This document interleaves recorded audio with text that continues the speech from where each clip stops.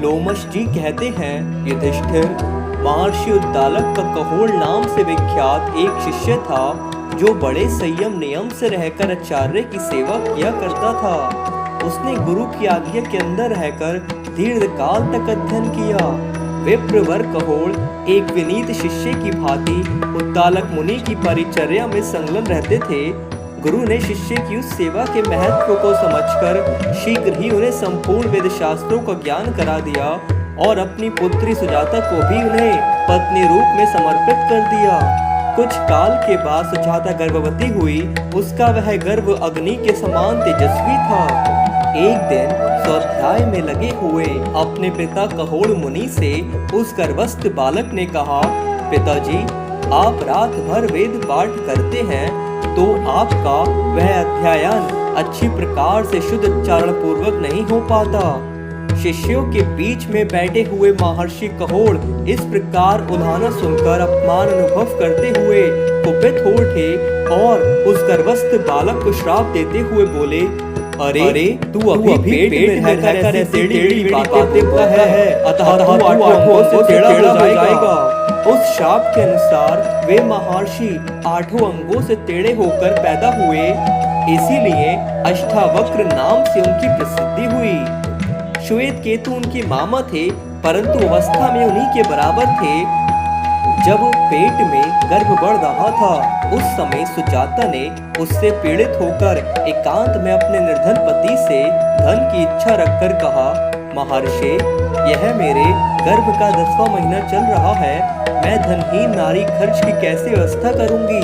आपके पास थोड़ा सा भी धन नहीं है जिससे मैं प्रसव काल के संकट से पार हो सकूं। पत्नी के ऐसा कहने पर कहोड़ मुनि धन के लिए राजा जनक के दरबार में गए। उस समय शास्त्रार्थी पंडित बंदी ने उन भ्रम ऋषि को विवाद में हराकर जल में डुबो दिया। जब उद्दालक को यह समाचार मिला कि कहोड़ मुनि शास्त्रार्थ में पराजित होने पर सूतबंदी के द्वारा जल में डुबो दिए गए, तब उन्होंने सुजाता से सब कुछ बता दिया और कहा, बेटी, अपने बच्चे से इस वृत्तांत को सदा ही गुप्त रखना। सुजाता ने भी अपने पुत्र से उस गोपनीय समाचार को गुप्त ही रखा। इसी से जन्म लेने के बाद भी उस ब्राह्मण बालक को इसके विषय में कुछ पता ना लगा। अष्टावक्र अपने नाना उद्दालक को ही पिता के समान मानते थे और श्वेत केतु को अपने भाई के समान समझते थे। तदंतर एक दिन जब अष्टावक्र की आयु 12 वर्ष की थी और वे पितृतुल्य उद्दालक मुनि की गोद में बैठे हुए थे, उसी समय श्वेत केतु वहां आए और रोते हुए अष्टावक्र का हाथ पकड़कर उन्हें दूर खींच ले गए। इस प्रकार अष्टावक्र को दूर हटाकर श्वेत केतु ने कहा, यह तेरे बाप की गोद नहीं है। श्वेत केतु की उस कटुक्ति ने उस समय अष्टावक्र के हृदय में गहरी चोट पहुंचाई। इससे उन्हें बड़ा दुख हुआ। उन्होंने घर में माता के पास जाकर पूछा, माँ, मेरे पिताजी कहाँ हैं? बालक के इस प्रश्न से सुजाता के मन में बड़ी व्यथा हुई। उसने शाप के भय से घबराकर सब बात बता दी। यह सब रहस्य जानकर उन्होंने रात में श्वेत केतु से इस प्रकार कहा, हम दोनों राजा जनक के यज्ञ में चले। सुना जाता है उस यज्ञ में बड़े आश्चर्य की बातें देखने में आती हैं। हम दोनों वहाँ विद्वान ब्राह्मणों का शास्त्रार्थ सुनेंगे और वहीं उत्तम पदार्थ भोजन करेंगे। वहाँ जाने से हम लोगों की प्रवचन शक्ति एवं जानकारी बढ़ेगी और हमें सुमधुर स्वर में वेद मंत्रों का कल्याणकारी घोष सुनने का अवसर मिलेगा। ऐसा निश्चय करके वे दोनों मामा भांजे राजा जनक के स्मृतिशाली यज्ञ में गए। अष्टावक्र की यज्ञ मंडल के मार्ग में ही राजा से भेंट हो गई। उस समय राजसेवक उन्हें रास्ते से दूर हटाने लगे। तब वे इस प्रकार बोले, अष्टावक्र बोले, राजन, जब तक ब्राह्मण से सामना ना हो तब तक अंधे का मार्ग, बहरे का मार्ग, स्त्री का मार्ग, बोझ ढोने वाले का मार्ग तथा राजा का मार्ग उसके जाने के लिए छोड़ देना चाहिए। परंतु यदि ब्राह्मण सामने मिल जाए तो सबसे पहले उसी को मार्ग देना चाहिए। राजा ने कहा, ब्राह्मण कुमार, लो, मैंने तुम्हारे लिए आज यह मार्ग दे दिया है। तुम जिससे जाना चाहो उसी मार्ग से इच्छानुसार चले जाओ। आग कभी छोटी नहीं होती। देवराज इंद्र भी सदा ब्राह्मणों के आगे मस्तक झुकाते हैं। अष्टावक्र बोले, राजन, हम दोनों आपका यज्ञ देखने के लिए आए हैं। नरेंद्र, इसके लिए हम दोनों के हृदय में प्रबल उत्कंठा है। हम दोनों यहाँ अतिथि के रूप में उपस्थित हैं और यज्ञ में प्रवेश करने के लिए हम तुम्हारे द्वारपाल की आज्ञा चाहते हैं। इंद्रधूम्न कुमार जनक, हम दोनों यहाँ यज्ञ देखने के लिए आए हैं और आप जनक राज से मिलना तथा बात करना चाहते हैं, परंतु यह द्वारपाल हमें रोकता है, अतः हम क्रोध रूप व्याधि से दग्ध हो रहे हैं। द्वारपाल बोला, ब्राह्मण कुमार सुनो, हम बंदी के आज्ञा पालक हैं। आप हमारी कही हुई बात सुनिए। इस यज्ञशाला में बालक ब्राह्मण नहीं प्रवेश करने पाते हैं। जो बूढ़े और बुद्धिमान ब्राह्मण हैं, उन्हीं का यहाँ प्रवेश होता है। अष्टावक्र बोले, द्वारपाल, यदि यहाँ वृद्ध ब्राह्मण के लिए प्रवेश का द्वार खुला है, तब तो हमारा प्रवेश होना भी उचित ही है, क्योंकि हम लोग वृद्ध ही हैं। हमने ब्रह्मचर्य व्रत का पालन किया है तथा हम वेद के प्रभाव से भी संपन्न हैं। साथ ही हम गुरुजनों के सेवक, जितेंद्रिय तथा ज्ञान शास्त्र में परिनिष्ठित भी हैं। अवस्था में बालक होने के कारण ही किसी ब्राह्मण को अपमानित करना उचित नहीं बतलाया गया है, क्योंकि आग की छोटी सी चिंगारी भी यदि छू जाए तो वह जला डालती है। द्वारपाल ने कहा, ब्राह्मण कुमार, तुम वेद प्रतिपादित एक अक्षर ब्रह्म का बोध कराने वाली अनेक रूप वाली सुंदर वाणी का उच्चारण करो और अपने आप को बालक ही समझो। स्वयं ही अपनी प्रशंसा क्यों करते हो? इस जगत में ज्ञानी दुर्लभ हैं। अष्टावक्र बोले, द्वारपाल, केवल शरीर बढ़ जाने से किसी की बढ़ती नहीं समझी जाती। जैसे सेमल के फल की गांठ बढ़ने पर भी सारहीन होने के कारण वह व्यर्थ ही है, छोटा और दुबला पतला वृक्ष भी यदि फलों के भार से लदा है तो उसे ही वृद्ध बड़ा जानना चाहिए। जिसमें फल नहीं लगते उस वृक्ष का बढ़ना भी नहीं के बराबर है। द्वारपाल ने कहा, बालक बड़े बूढ़ों से ही ज्ञान प्राप्त करते हैं और समय अनुसार वे भी वृद्ध होते हैं। थोड़े समय में ज्ञान की प्राप्ति असंभव है, अतः तुम बालक होकर भी क्यों वृद्ध की सी बातें करते हो? अष्टावक्र बोले, अमुख व्यक्ति के सिर के बाल पक गए हैं, इतने ही मात्र से वह बूढ़ा नहीं होता। अवस्था में बालक होने पर भी जो ज्ञान में बड़ा बूढ़ा है, उसी को देवगण वृद्ध मानते हैं। अधिक वर्षों की अवस्था होने से, बाल पकने से, धन बढ़ जाने से और अधिक भाई बंधु हो जाने से भी कोई बड़ा हो नहीं सकता। ऋषियों ने ऐसा नियम बनाया है कि हम ब्राह्मणों में जो अंगों सहित संपूर्ण वेदों का स्वाध्याय करने वाला तथा वक्ता है, वही बड़ा है। द्वारपाल, मैं राज्यसभा में बंदी से मिलने के लिए आया हूँ। तुम कमल पुष्प की माला धारण किए हुए महाराज जनक को मेरे आगमन की सूचना दे दो। द्वारपाल, आज तुम हमें विद्वानों के साथ शास्त्रार्थ करते देखोगे, साथ ही विवाद बढ़ जाने पर बंदी को परास्त हुआ पाओगे। आज संपूर्ण सभासद चुपचाप बैठे रहे तथा राजा और उनके प्रधान पुरोहितों के साथ पूर्णतः ब्राह्मण मेरी लघुता अथवा श्रेष्ठता को प्रत्यक्ष देखेंगे। द्वारपाल ने कहा, जहाँ सुशिक्षित विद्वानों का प्रवेश होता है, उस यज्ञ मंडप में तुम जैसे 10 वर्ष के बालक का प्रवेश होना कैसे संभव है? तथापि मैं किसी उपाय से तुम्हें भीतर प्रवेश कराने का प्रयत्न करूंगा। तुम भी भीतर जाने के लिए यथोचित प्रयत्न करो। ये नरेश तुम्हारी बात सुन सके इतनी ही दूरी पर यज्ञ मंडप में स्थित हैं। तुम अपने शुद्ध वचनों के द्वारा इनकी स्तुति करो, इससे ये प्रसन्न होकर तुम्हें प्रवेश करने की आज्ञा दे देंगे तथा तुम्हारी और भी कोई कामना हो तो वे पूरी करेंगे। अष्टावक्र बोले, राजन, आप जनक वंश के श्रेष्ठ पुरुष हैं, सम्राट हैं। आपके यहाँ सभी प्रकार के ऐश्वर्य परिपूर्ण हैं। वर्तमान समय में केवल आप ही उत्तम यज्ञ कर्मों का अनुष्ठान करने वाले हैं, अथवा पूर्व काल में एकमात्र राजा ययाति ऐसे हो चुके हैं।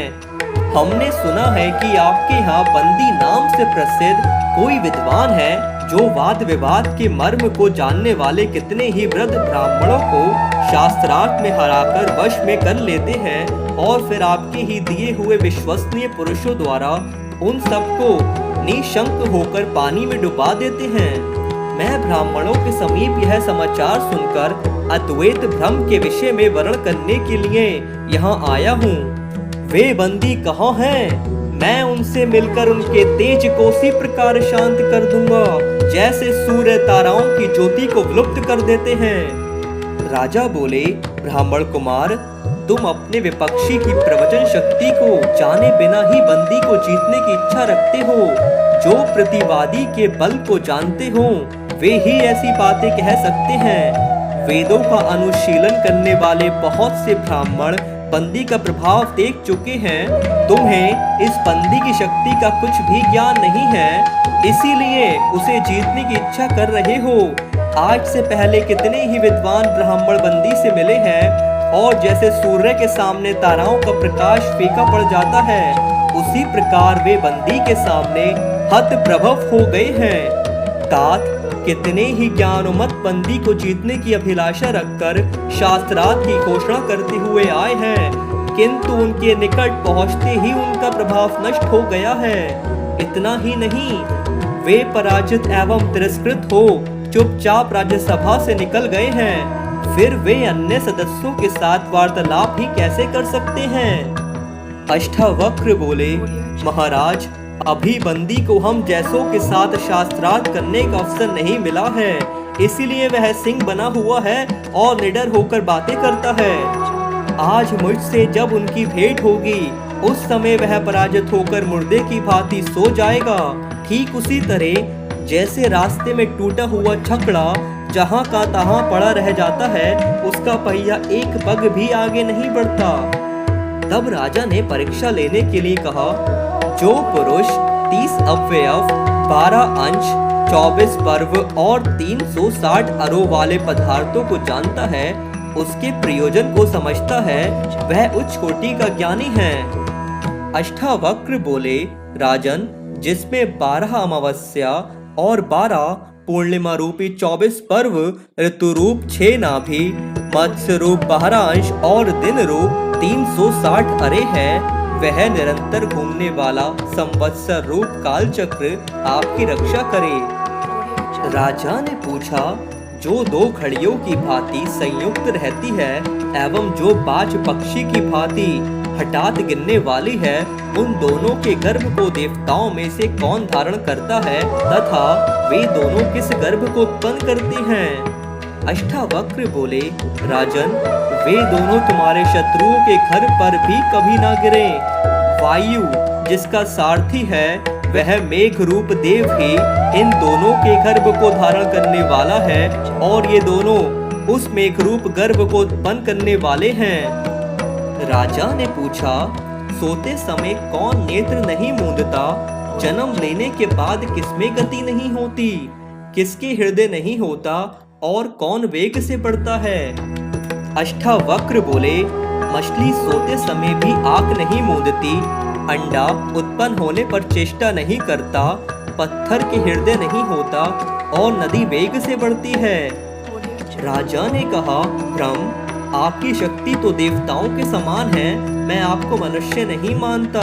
आप बालक भी नहीं हैं, मैं तो आपको वृद्ध ही समझता हूँ। वाद विवाद करने में आपके समान दूसरा कोई नहीं है, अतः आपको यज्ञ मंडप में जाने के लिए द्वार प्रदान करता हूँ। यही बंदी है जिससे आप मिलना चाहते हैं। अष्टावक्र बोले, भयंकर सेनाओं से युक्त महाराज जनक, इस सभा में सब ओर से अप्रतिम प्रभावशाली राजा आकर एकत्रित हुए हैं, परंतु मैं इन सब के बीच में वादियों में प्रधान बंदी को नहीं पहचान पाता हूँ। यदि पहचान लूं तो अगाध जल में हंस की भांति उन्हें अवश्य पकड़ लूंगा। अपने को अतिवादी मानने वाले बंदी, तुमने पराजित हुए पंडितों को पानी में डुबा देने का नियम कर रखा है, किंतु आज मेरे सामने तुम्हारी बोली बंद हो जाएगी। जैसे प्रलयकाल के प्रज्वलित अग्नि के सामने नदियों का प्रवाह सूख जाता है, उसी प्रकार मेरे सामने आने पर तुम भी सूख जाओगे। तुम्हारी वाद शक्ति नष्ट हो जाएगी। बंदी, आज मेरे सामने स्थिर होकर बैठो। बंदी ने कहा, मुझे सोता हुआ सिंह समझकर ना जगाओ, ना छेड़ो। अपने जबड़ों को चाटता हुआ विशेला सर्प मानो। तुमने पैरों से ठोकर मारकर मेरे मस्तक को कुचल दिया है। अब जब तक तुम डंस लिए नहीं जाते तब तक तुम्हें छुटकारा नहीं मिल सकता। इस बात को अच्छी तरह समझ लो। जो देहधारी अत्यंत दुर्बल होकर अहंकार वश अपने हाथ से पर्वत पर चोट करता है, उसी के हाथ और नख विदृढ़ हो जाते हैं। उस चोट से पर्वत में घाव होता नहीं देखा जाता है। अष्टावक्र बोले, जैसे सब पर्वत में नाक से छोटे हैं, सारे बछड़े बैलों से लघुत्तर हैं, उसी प्रकार भूमंडल के समस्त राजा मिथिला नरेश महाराज जनक की अपेक्षा निम्न श्रेणी में हैं। राजन, जैसे देवताओं में महेंद्र श्रेष्ठ हैं और नदियों में गंगा श्रेष्ठ हैं, उसी प्रकार सब राजाओं में एकमात्र आप ही उत्तम हैं। अब बंदी को मेरे निकट बुलवाइए। लोमश जी कहते हैं, युधिष्ठिर, बंदी के सामने आ जाने पर राजसभा में गरजते हुए अष्टावक्र ने बंदी को कुपित होकर इस प्रकार कहा, मेरी पूछी हुई बात का उत्तर तुम दो और तुम्हारी पूछी हुई बात का उत्तर मैं देता हूँ। अष्टावक्र के ज्ञान के आगे बंदी ज्यादा देर टिक नहीं पाए और अष्टावक्र ने बंदी को जीत लिया। तत्पश्चात अष्टावक्र ने कहा, महाराज, इसी बंदी ने पहले बहुत से शास्त्र के विद्वान ब्राह्मणों को शास्त्र में पराजित करके पानी में डुबाया है, अतः इसकी भी वही गति होनी चाहिए जो इसके द्वारा दूसरों की हुई। इसीलिए इसे पकड़कर शीघ्र पानी में डुबा दीजिए। बंदी बोला, महाराज जनक, मैं राजा वरुण का पुत्र हूँ। मेरे पिता के यहाँ भी आपके इस यज्ञ के समान ही 12 वर्षों में पूर्ण होने वाला यज्ञ हो रहा था। उस यज्ञ के अनुष्ठान के लिए ही जल में डुबाने के बहाने कुछ चुने हुए श्रेष्ठ ब्राह्मणों को मैंने वरुण लोक में भेज दिया था। वे सब के सब वरुण का यज्ञ देखने के लिए गए हैं और अब पुनः लौटकर आ रहे हैं। मैं पूजनीय ब्राह्मण अष्टावक्र जी का सत्कार करता हूँ, जिनके कारण मेरा अपने पिताजी से मिलना होगा। अष्टावक्र बोले, राजन, बंदी ने अपनी जिस वाणी, प्रवचन पटुता अथवा मेधा बुद्धि बल से विद्वान और ब्राह्मण को भी परास्त किया और समुद्र के जल में डुबोया है, उसकी उस वाक शक्ति को मैंने अपनी बुद्धि से किस प्रकार उखाड़ फेंका है, यह सब इस सभा में बैठे हुए विद्वान पुरुष मेरी बातें सुनकर ही जान गए होंगे। अग्नि स्वभाव से ही दहन करने वाला है, तो भी वह ज्ञेय विषय को तत्काल जानने में समर्थ है। इस कारण परीक्षा के समय जो सदाचारी और सत्यवादी होते हैं, उनके घरों को, शरीरों को छोड़ देता है, जलता नहीं। वैसे ही संत लोग भी विनम्र भाव से बोलने वाले बालक पुत्रों के वचनों में से जो सत्य और हितकर बात होती है, उसे चुन लेते हैं, उसे मान लेते हैं, उनकी अवहेलना नहीं करते। भाव यह है कि तुमको मेरे वचनों का भाव समझकर उन्हें ग्रहण करना चाहिए। राजन, जान पड़ता है तुमने लसौड़े के पत्तों पर भोजन किया है या उसका फल खा लिया है, उसी से तुम्हारा तेज क्षीण हो गया है, अतः तुम बंदी की बात सुन रहे हो, अथवा इस बंदी द्वारा की गई स्तुतियां तुम्हें उन्मत्त कर रही हैं। यही कारण है कि अंकुश की मार खाकर भी ना मानने वाले मत वाले हाथी की भांति तुम मेरी इन बातों को नहीं सुन पा रहे हो। जनक ने कहा, ब्राह्मण, मैं आपकी दिव्य एवं अलौकिक वाणी सुन रहा हूँ। आप साक्षात दिव्य स्वरूप हैं। आपने शास्त्रार्थ में बंदी को जीत लिया है। आपकी इच्छा भी पूरी की जा रही है। देखिए, यह है आपके द्वारा जीता हुआ बंदी। अष्टावक्र बोले, महाराज, इस बंदी के जीवित रहने से मेरा कोई प्रयोजन नहीं है। यदि इसके पिता वरुण देव हैं, तो उनके पास जाने के लिए इसे निश्चय ही जलाशय में डुबो दीजिए। बंदी बोला, राजन, मैं वास्तव में राजा वरुण का पुत्र हूँ, अतः डुबोए जाने का मुझे कोई भय नहीं है। ये अष्टावक्र दीर्घ काल से नष्ट हुए अपने पिता कहोड़ को इसी समय देखेंगे। लोमश जी कहते हैं, युधिष्ठिर, तदंतर महामना वरुण द्वारा पूजित हुए वे समस्त ब्राह्मण जो बंदी द्वारा जल में डुबोए गए थे, सहसा राजा जनक के समीप प्रकट हो गए। उस समय कहोड़ ने कहा, जनकराज, लोग इसलिए अच्छे कर्मों द्वारा पुत्र की इच्छा रखते हैं क्योंकि जो कार्य मैं नहीं कर सका उसे मेरे पुत्र ने कर दिखाया। जनकराज, कभी कभी निर्बल भी बलवान, मूर्ख के भी पंडित तथा ज्ञानी के भी ज्ञानी पुत्र उत्पन्न हो जाता है। महाराज जनक के इस यज्ञ में उत्तम एवं महत्वपूर्ण और उकथ्य साम का गान किया जाता है। विधि पूर्वक सोम रस का पान हो रहा है। देवगण प्रत्यक्ष दर्शन देकर बड़े हर्ष के साथ अपने अपने पवित्र भाग ग्रहण कर रहे हैं। लोमश जी कहते हैं, राजन, बंदी द्वारा जल में डुबोए हुए वे सभी ब्राह्मण जब वहां अधिक तेजस्वी रूप से प्रकट हो गए, तब राजा की आज्ञा लेकर बंदी स्वयं ही समुद्र के जल में समा गया। अष्टावक्र अपने पिता की पूजा करके स्वयं भी दूसरे ब्राह्मणों द्वारा यथोचित रूप से सम्मानित हुए और इस प्रकार बंदी पर विजय पाकर पिता एवं मामा के साथ अपने श्रेष्ठ आश्रम पर लौट आए। तदंतर पिता कहोड़ ने अष्टावक्र की माता सुजाता के निकट पुत्र अष्टावक्र से कहा, बेटा, तुम शीघ्र ही इस समंगा नदी में स्नान के लिए प्रवेश करो। पिता की आज्ञा के अनुसार उन्होंने उस नदी में स्नान के लिए प्रवेश किया। उसके जल का स्पर्श होने पर तत्काल ही उनके सब अंग सीधे हो गए। युधिष्ठिर, इसी से समंगा नदी पूर्णमयी हो गई। इसमें स्नान करने वाला मनुष्य सब पापों से मुक्त हो जाता है। तुम भी स्नान, पान, आचमन और वागाहन के लिए अपनी पत्नी और भाइयों के साथ इस नदी में प्रवेश करो।